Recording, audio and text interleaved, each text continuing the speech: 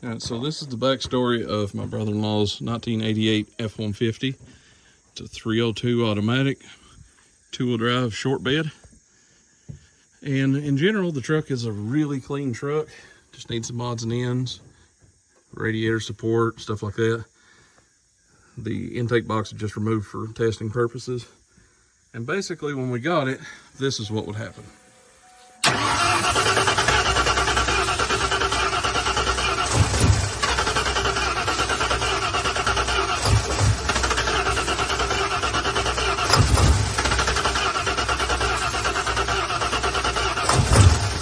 But at any rate, I went to Harbor Freight, got the $50 fuel pressure testing kit, as you can see in this video here.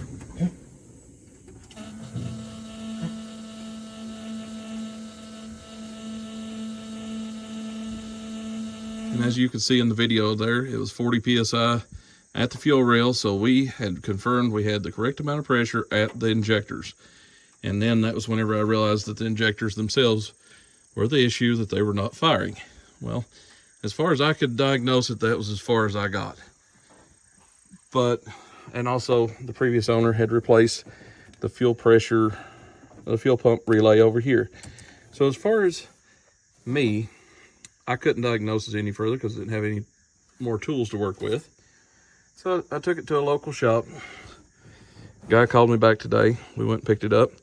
And basically, if this happens to you, that it only wants to run when you put fuel in backwards, basically, here's your problem. This black with a yellow or tan tracer has to be crossed over to this blue wire.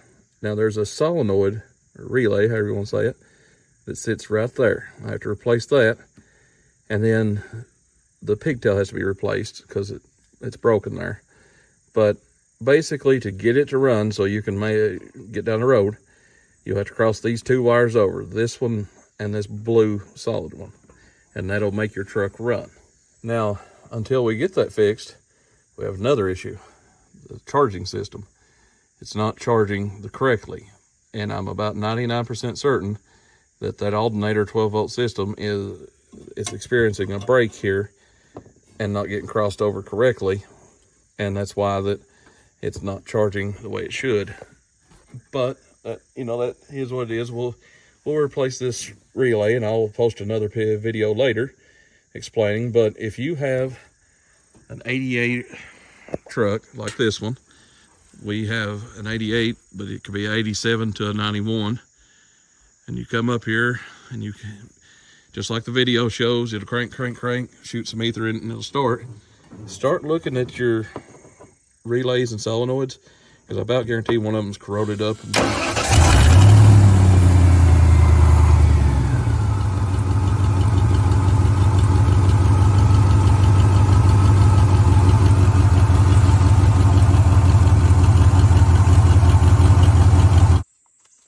So this is the relay that we used. This is the relay that we used here. Popped it in. Truck starts up the way it should. Still has a charging issue, but for the time being, it runs and don't have to worry about this wire slipping out at the moment. Give us gas.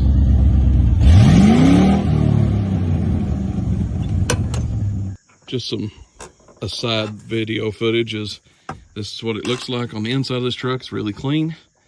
You got a busted windshield, no big deal. It's an XLT Lariat truck. It doesn't have a tack where it's automatic. How you doing, girl? It's got a seat cover. The seat looks good. It has a set of 95 doors. That's why it's got the arrow nose style doors. And either it was never optioned with, or they took out the headliner. So it's not a big deal. It's just one of those optionable things. But no rust on the truck other than on the bed. And somebody had already started working on it and horribly bondoed it. So he's got to get some fender arches put in. But as far as the inside of the bed, it's very clean. The previous owner had already bought new bed bolts to go in. And as you can see here, the frame's already cleaned up. It's got new end links already on the anti-sway bars. Like, this was a really clean truck for $1,500 bucks. And we'll zoom out a little bit here. Yeah, this is what he's working with. Previous owner put that new fender on there. Just needs a little bit of body work on the windshield. And this would be a grade A sharp little truck.